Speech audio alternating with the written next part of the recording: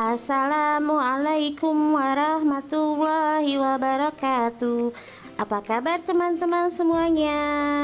Senang sekali bisa berjumpa kembali dengan teman-teman. Nah teman-teman, kali ini kita akan belajar tema 7, subtema 2, pembelajaran 1 dan 2. Sebelum belajar, siapkan ya alat tulis kalian. Jika ada informasi penting, kalian bisa langsung mencatatnya. Sudah siap untuk belajar teman-teman? Baik, jika sudah siap, seperti biasa sebelum dimulai pembelajarannya, kita berdoa dulu ya. Kita rapikan dulu yuk posisi doa kita. Jika sudah selesai, yuk kita bersama-sama doa belajar.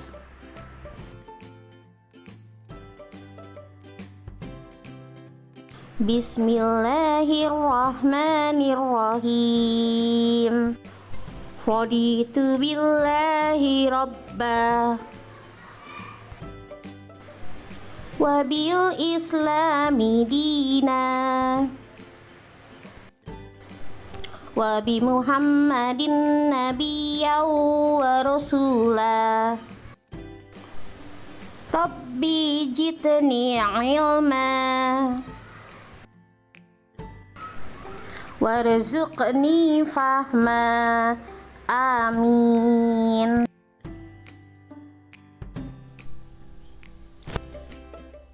Tema 7, subtema 2, pembelajaran 1 dan 2. Di sini kita membahas kalimat, paragraf, kalimat penjelas, dan kalimat utama. Pada tema-tema sebelumnya, materi ini sudah pernah dijelaskan. Di sini akan sedikit Bu Dewi ulang ya. Nah teman-teman, kalimat adalah satuan bahasa berupa kata atau rangkaian kata yang dapat berdiri sendiri dan menyatakan makna yang lengkap.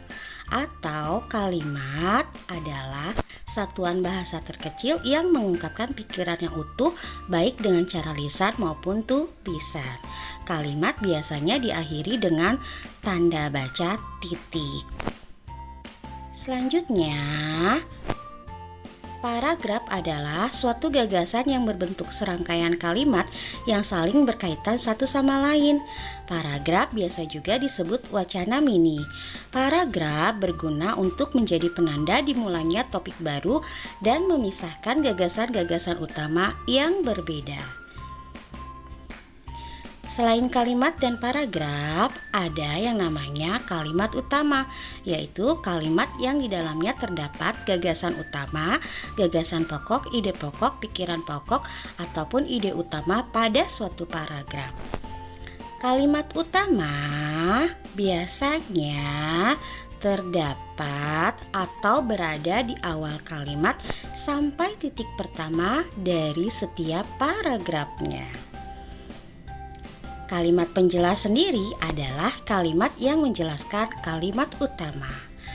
Nah teman-teman, demikian tentang kalimat, paragraf, kalimat penjelas, kalimat utama. Selanjutnya adalah perkembangan teknologi produksi sandang.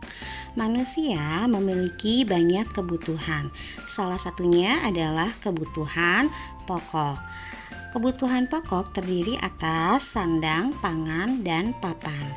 Kebutuhan sandang berupa pakaian, pangan berupa makanan, sedangkan papan berupa tempat tinggal. Di sini kita akan membahas mengenai perkembangan teknologi produksi sandang.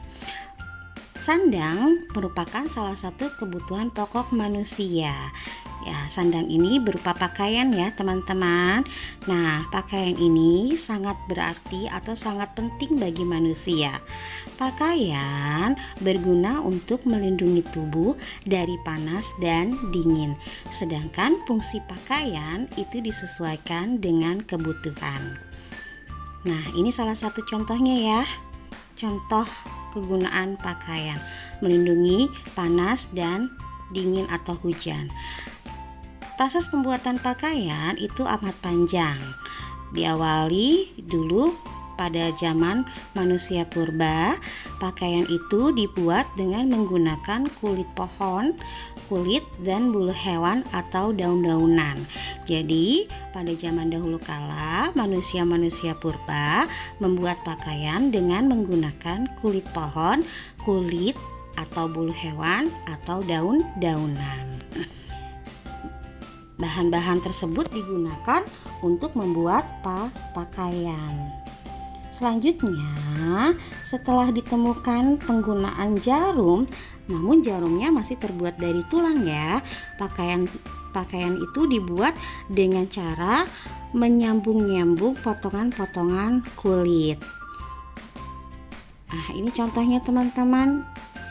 Pakaian yang dari daun-daunan dan ini adalah dari sambungan-sambungan kulit-kulit.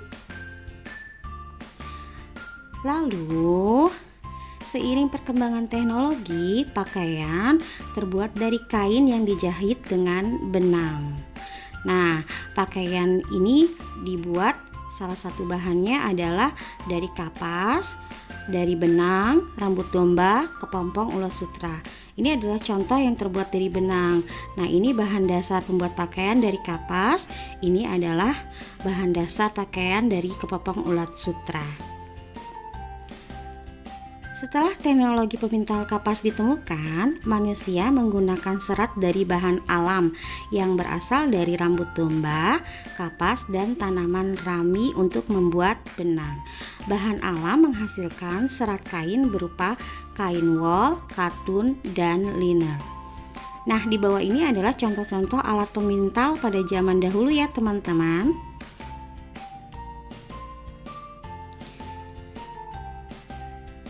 Meningkatnya kebutuhan manusia mendorong manusia untuk menciptakan serat-serat dalam pembuatan kain.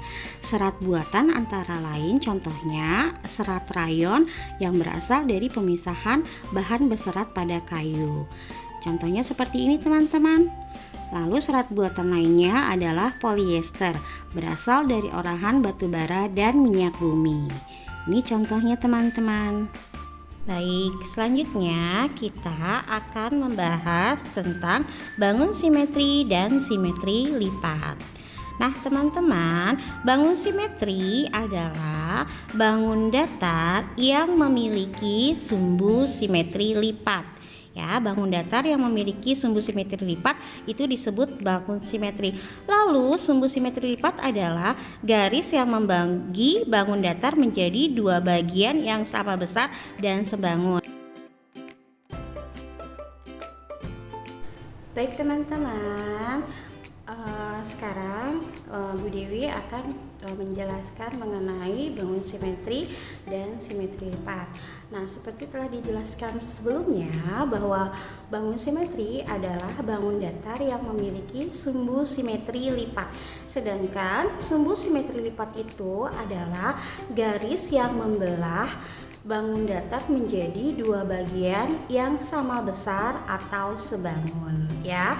Nah, seperti telah kita ketahui, teman-teman juga pasti tahu ya bahwa bangun datar itu banyak sekali contohnya. Salah satu beberapa contoh-contoh bangun datar antara lain ada persegi, ada persegi panjang, ada lingkaran, ada segitiga, ada jajar genjang, dan banyak bangun datar lainnya ya. Baik, langsung saja ya, kita akan membahas mengenai simetri lipat. Nah, teman-teman, di sini Bu Dewi punya beberapa contoh bangun datar. Ada ini persegi berwarna biru, ada segitiga siku-siku, lalu ada lingkaran, dan ada persegi panjang. Nah, ini adalah bangun simetri ya, karena dia memiliki simetri lipat. Apakah benar? Kita akan contoh pertama dulu, yaitu persegi. Nah, jadi persegi ini jika kita lipat dua, nah di sini kita lipat dua. Nah, ini jika kita lipat dua, hasil lipatannya ya, hasil lipatannya kanan dan kiri atau kiri dan kanan itu hasil lipatannya sama ya dan sebangun. Nah, di sini teman-teman bisa lihat terdapat garis. Nah, garis ini yang dinamakan sumbu simetri lipat. Nah, untuk persegi berapakah simetri lipat yang dimiliki? Kita hitung ya. Nah, ini dari samping dulu. Sebangun 1, lalu kita coba dari atas ke bawah.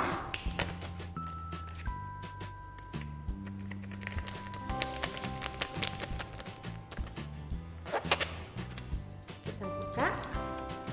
Sama ya, atas dan bawah sudah memiliki 2.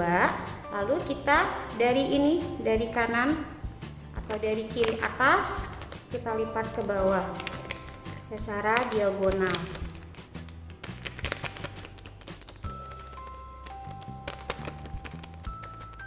Kita buka, sama hasilnya ya, segitiganya sama nih hasil lipatannya. Setelah dilipat 2, mendapatkan 2 segitiga yang sebangun, sudah 3 simetri lipat.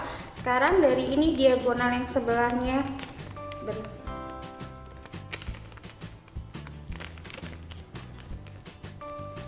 ingat, lipatannya itu harus dilipat, benar-benar dilipat 2 bagian yang sama ya. Nah, ini juga sudah hasilnya sama ya, atas bawah segitiga. Nah, berarti persegi memiliki 4 simetri lipat. Selanjutnya kita coba persegi panjang. Persegi panjang jika kita lipat secara mendatar seperti ini, nah, atas ke bawah.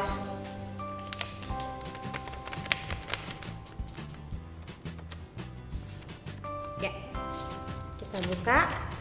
Nah, ini sumbu simetri lipatnya, hasil lipatan 2-nya setelah dibagi 2 ini dilipat 2, atas dan bawah sebangun ya.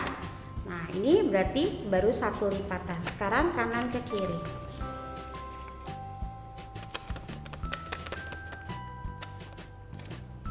Ya, kita buka. Kanan dan kiri sama ya, berarti sudah 2 simetri lipat. Coba kita lipat diagonal.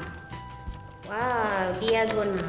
Nah, untuk persegi panjang setelah kita lipat diagonal, hasil lipatnya yang ini bentuknya segitiga, yang ini trapesium. Berarti ini bukan simetri lipat, karena simetri lipat itu ya dia hasil lipatannya itu dia membuat 2 bangun yang sama ya. Jadi hasil lipatannya itu membagi dua bagian menjadi bangun yang sama atau sebangun ya. Jadi ini tidak simetri lipat. Lalu ini kita lipat sebelah sini. Hasil lipatannya setelah dilipat 2 tidak sama ya. Berarti persegi panjang memiliki 2 simetri lipat. Selanjutnya kita coba lingkaran.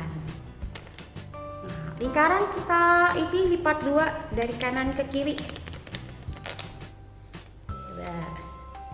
Sama ya hasil lipatannya ya. 1. Sama ya, kita lipat lagi. Sama.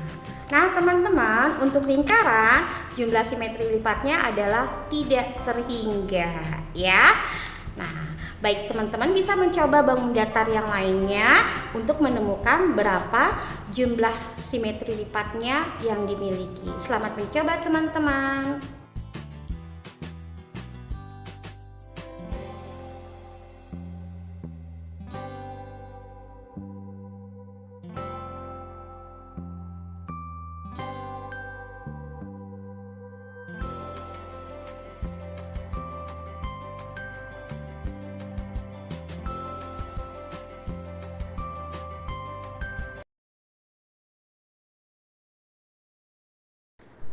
Alhamdulillahi Rabbil Alamin. Subhanaka Allahumma wa bihamdik, Ashhadu an la ilaha illa anta, astaghfiruka wa atubu ilaik.